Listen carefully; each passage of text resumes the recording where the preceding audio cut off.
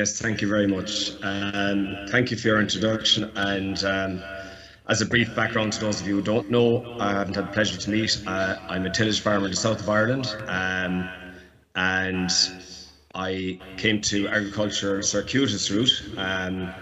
After my father's ill health, I left biochemistry and moved out of dairying to tillage, which is the opposite way, which is happening today. And the challenges were very high back in the 90s as well. You had high interest rates, you had reducing milk quotas, stagnant economies, and the positives came from Europe, backing young farmers, young active farmers, and also from Tagus with a world-class advisory service. And we've been very privileged because we've been farming for the last 30 years, myself and my wife, and the privilege of rearing our family, and these are not things you can take for granted. And essentially, we're looking forward to continuing that over the next number of years. Now, for my presentation here, I'll try to move on to the next slide. Sorry, I'll go back again.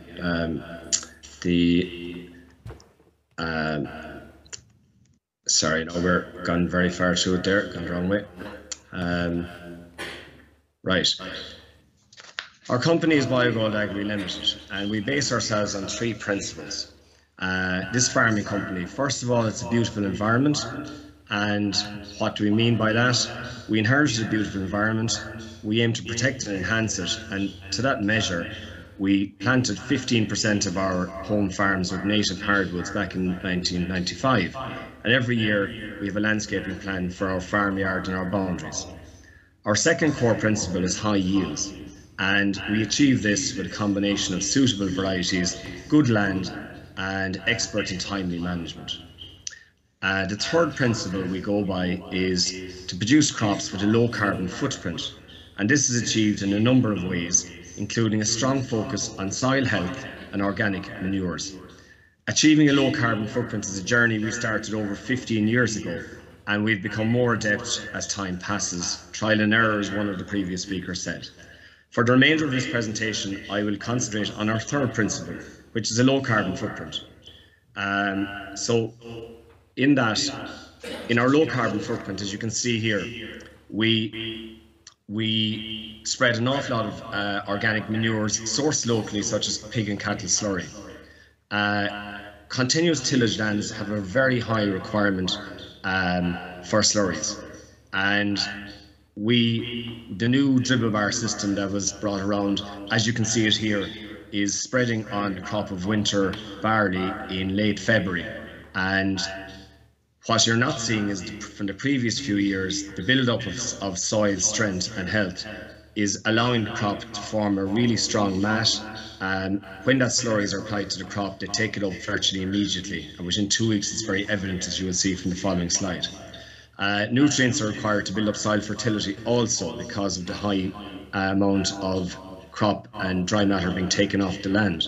So we probably need to look at, for farms that are in this for a long period of time, we need to research and make sure that when we reach high levels of P, that it doesn't send us back to using bag nitrogen again, because our P is bound tightly to the soil, and we need to make sure that if the soils are holding that P, that we're not forced, because of reaching a threshold of index 4, that we can't apply organic materials following that. Benefits of organic materials to our tillage lands. If you can see this picture here, it's very evident. On the left-hand side is a triangle which is very pale, and as you can see from our forestry, it's late February, early March. On the right-hand side of the picture, you can see where we applied about 10 to 14 days earlier. You have a lush, green, healthy crop. Whereas where we didn't apply the organic materials, the pig slurry, it's quite pale, it's sickly. So what we're getting, this is the important part, our crop yields have increased from 9.4 tonnes per hectare to 12 tonnes per hectare in 2-row winter barleys. That's a 25% increase in yield. Our organic matter in the soil is releasing tiny amounts of nitrogen all year round, and over the winter period especially, what's happening is it's promoting the plants to tiller, and when you keep all those tillers alive, you have very high yields. The source of nitrogen which I said here is encouraging the tillers, is release these right through winter months, because our climate here is quite mild. So this is it's really beneficial for our crops. We have very healthy crops, and what is evident from when you look at this picture also is because they're so healthy, we don't require the same level of fungicides we would have required back along. It also eliminates application of trace elements. Now, these are quite costly, but they're costly in yield also, and most of those are in our slurries. So it's a bit like a healthy plant is able to withstand all that nature throws at it. So we also then, which I noticed over the years, our soil is changing. We've a very high organic matter in our soil, and hopefully, being part of the Signpost program with Tagus, we'll measure all these metrics so that we can share them with everybody else. And we've an improved soil tilt. So when you touch the soil, it's actually really good. Our earthworm population is enormous.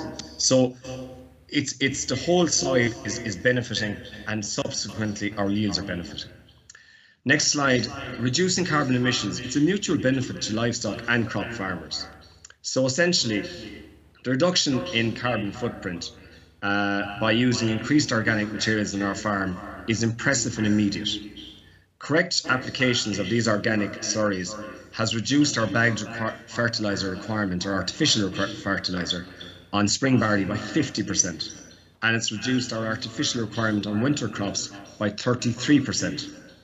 So, considering that approximately 70% of the carbon footprint in tillage is due to artificial fertiliser use, precise application of organic materials such as pig and cattle slurry is very beneficial to our environment without sacrificing our yield potential. If proper mechanisms are put in place to move the excess nutrients from our dairy units to our pig units to our continuous tillage lands, I am confident we can solve the problem of excess animal slurries on livestock farms and reduce the carbon footprint on our tillage production. I've built these over the years. Reception tanks on on tillage farms are vital, and they probably need to be granulated. Different types of slurries can be mixed, and you get a homogeneous blend for spreading on your land, and you can measure it. Also, having reception tanks on tillage lands reduces the logistical pressure on lorries and dairy farms to deliver the slurry you need in one day. Because remember, if you're supplying, if you're trying to put 4,000 gallons on 100 acres in a day, you need a massive amount of slurries to arrive in. So we can also look at situations if they're placed properly on farms where they could be piped from one farm to the next, just thus reducing more driving and carrying of slurries. So there's a lot that can be done here to make this practical. And also, you must remember, the windows for applying slurries are not that wide, so you must use every available opportunity. Application of slurries, which is really important. The picture on the left-hand side now shows, you saw earlier the application of slurries on winter crops. Now, we've tried everything, but we found that the best way for doing it on spring crops is different. In spring crops, you wait for a lovely day, you spread it on the ploughing, it dries up within a few hours, you disc it in, and you set your crop the following day. And so, traditionally on tillage farms, slurries were applied haphazardly. And what I mean with this, they got slurry one year, they didn't get it the next year, and so on and so forth. And that just does not work. And also, they were applied at a time of the year when it was quiet after the harvest, before the setting. But they were applied on the stubble. And the amounts of nutrients lost was just way too much. And because quite simply, there was no growing crop to take up that nutrient, and you were heading into the winter. However, as I said, you do it multi-annually, and when we apply winter versus spring, winter crops, it's applied to the growing crop at grass corn stage, so that you can drive on the crop without actually doing any damage. And spring crops, as you see here, incorporated into the seed bed. What you find is, you do it in lovely conditions, you set in good dry conditions, and the seed just bounces out of the ground at such a pace that it just doesn't look back. And because of the shorter growing period for spring cereals, we found this to be the optimal way of doing it. Winter versus spring, maximising the use of slurries. I think you'll find this interesting because here is a metric we have to consider. Choosing winter versus spring crops, the factors to consider in reducing artificial nitrogen and reducing our carbon footprint. For spring barley, I'll give you 2 examples. There's 4,000 gallons per acre, which is 18,000 cubes of pig slurry. And to that, we add 75 kgs of artificial nitrogen, and we get a yield of approximately 9 tonnes per hectare, plus the straw with that. On winter barley, we apply the same slurries, 18 cubes of pig slurry, but we have double the amount of artificial nitrogen, which gives us a yield of 12 tonnes per hectare, which is extra, obviously, yield for the farmer and extra grain to sell. However, this equates to a 100% increase in our artificial fertiliser for a 33% increase in yield. Now, that's something the policymakers will have to look at, but they'll also have to seriously consider the fact that you're reducing the amount of product a farmer can sell and thus making his viability a little bit more uncertain. Increasing spring cropping, it would suggest from here, is better for our carbon footprint, but it's challenging because it requires a greater harvesting capacity because your time window for the harvest is much shorter. We find here the winter harvest starts 3 weeks earlier than spring crops, so we can get across our harvest very easy. But if you also have only one crop, say spring barley, weather events can cause you trouble. So if we move that direction, we'd have to look at aiding farmers, with harvesting capacity and other factors that are challenging, especially when we're so north here, our weather can be quite unpredictable. A carbon budget, and I keep saying this to everybody, agriculture is one entity of many sectors, because I hear many people saying, oh, the dairy industry, that, and the pig sector, and we're all here together, and we will solve this together. All sectors in agriculture contribute to a single carbon budget, and that's a very simple thing to remember. Tillage holds the key to maintaining our dairy and pig herds in Ireland, I believe, but the tillage and livestock sectors need stronger linkages, as you have already alluded to. And we'll benefit agriculture as a whole by doing this. How will we do it? We'll increase the use of slurries, we'll decrease the use of artificial fertilisers, we'll bring winter beans into our rotation, and for every farmer, just as we did many years ago, you'll put forestry on your wetland, or forestry on your hilly land, or your most non-productive land. So you'll have a combination of all factors. And on the right of this picture is our crop of winter beans. That winter bean crop was planted with no herbicide. That means there was no weed killer put on that crop. And as you can see, that crop is absolutely thriving. It's about 6 foot tall, and that particular crop on the drought year of 2018 yielded 3.5 tonnes per acre. But winter beans are more than just a protein crop, and this is where I'd like to just allude to it, and one of your speakers mentioned earlier. Winter beans are a rotation crop. They give us extra yields in our winter wheat, which follows winter beans. But there are other advantages. We supply the protein to the livestock sector, which I think we need to do and do a lot more of. They require no artificial fertiliser because they're a nitrogen fixator. And on top of that, we find because we put on our slurries every year, we don't need any nitrogen at all, no PRKs, what we have is perfect. The livestock sector provides all our phosphate and potash, so the crop is just growing as it is, and no herbicide application. It makes this crop a very, very good crop for organic farming, because you've a large step of the way gone when you have your weeds under control. What we found afterwards was winter bean straw is a super biomass.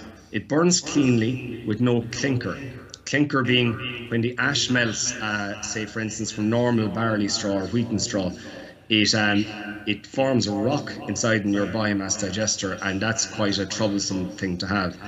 We installed a 1.4 megawatt biomass boiler in our farm in 2016. It is linked to our grain dryer, as you can see in the picture here, and this has resulted in a 50% reduction in our fossil fuel usage for drying our grain. Look, this has been a labour of love because, believe it or not, you can get a grant at the moment from the EU, I think, for putting in a new diesel-fired grain dryer, but you can't get any grant for doing what I did. And you know, farmers can't keep doing this unaided, and we need, like, we could push this a lot further, and so could other farmers if there was interest to help us, because this is the future. But also, protein aid from the EU is essential because we're finding that, you know, our yields can be variable from year to year, and we need more time to actually get them optimal. To give you an idea, we have had ranges over the last number of years of 2 tons to 4.5 tons per acre in winter beans. So we need to get to a more consistent yield in that level. The challenges ahead. You can see the crops are bountiful, and that's what we're aiming to keep going.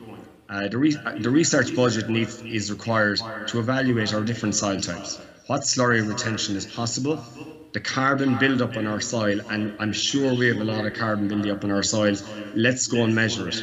Let's get a carbon footprint for each farm so that we can give a knowledge-based view of what's happening here and be in control of our narrative, not other people whose opinion is not based on science. In Ireland, we need to increase our tillage lands again. We've seen a dramatic reduction in tillage since 1980, 42%.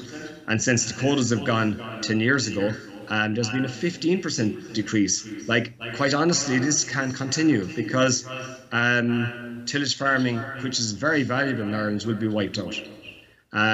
EU supports for tillage farming are required for slurry storage, but also I would suggest some coupled financial supports for tillage farmers who embrace this slurry, because it's not easy to do. It takes a lot of time, but it is reducing artificial fertilizers. And I suppose, you know, the more people who do it, the greater the effect will be. Showing the cycle here, just to finish, it's a carbon nutrient cycle. It's very simple. Crop farmers and livestock farmers have to work together.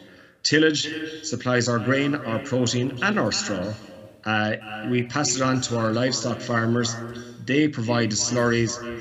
That goes into our soil, and our soil generates our fabulous crops. I mean, it's such a simple rotation. I grew up in a mixed farm with 60 cows, 30 acres of tillage, and we had some livestock as well. And the thing is, like the speaker said earlier, that's not going to happen anymore. So now we have to incorporate with other farms and come together. But on a last note before I leave you, sustainability is important, but the most sustainable thing we need to have in agriculture is young farmers, young educated farmers.